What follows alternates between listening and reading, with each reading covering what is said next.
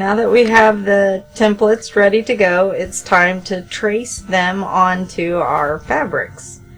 So I'm going to trace the ghost body, and here is my fabric.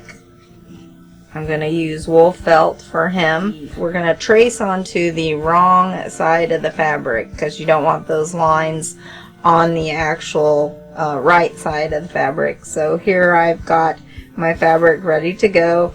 Just kind of place them down like this. Make sure they're all going to fit okay. What I like to do with wool felt, because it's double layer, you're going to trace on a double layer. So there's your one layer, there's your two layers. But with wool felt, it gets a little kind of spongy.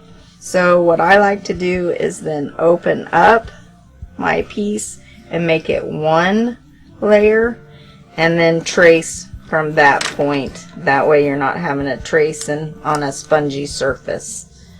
This is a disappearing ink pen, and basically it disappears when you iron it or put heat to it or whatever. So now we're just going to trace this onto this wool felt. The stiffer template does make it a lot easier to manage and to trace around than the actual paper template that you get in the pattern. And as far as how many of these to do, it will tell you, that you'll need to trace one onto DLF. That means that I need to trace one of these bodies onto the double layer of fabric, which one layer, two layer. So there's my ghost that I've traced the body, and then I need to also trace his arms. Now on this one it says trace two onto double layer fabric, so I'm going to trace the first one, move it, and then trace the second one.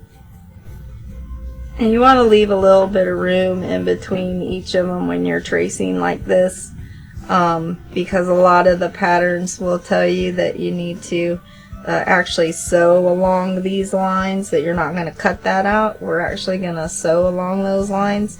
So you need room for sewing and then trimming. So it's important that you leave the space in between. There we go. We've done all of our ghost pieces, his body, his two arms, and his two legs.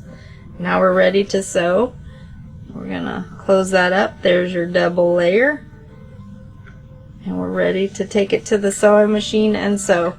Darker fabrics, like the one that I'm going to trace my bat on, it's darker, so you can't really use this pen because you won't see it. So on the bat you'll need to use a chalk outline so that you can see where you're going to need to sew. And there he is. He's ready to be sewn. Alright, now once we have our pieces all traced like that, it's a good idea to pin the two layers together. There's our double layer. We need to pin them together to secure them while you're sewing. Now on bigger pieces like this, I tend to pin further out, so when I'm sewing along my line I don't run into the actual pin. Smaller pieces you won't be able to do that with, so you'll need to pin and then just move the pins as you sew.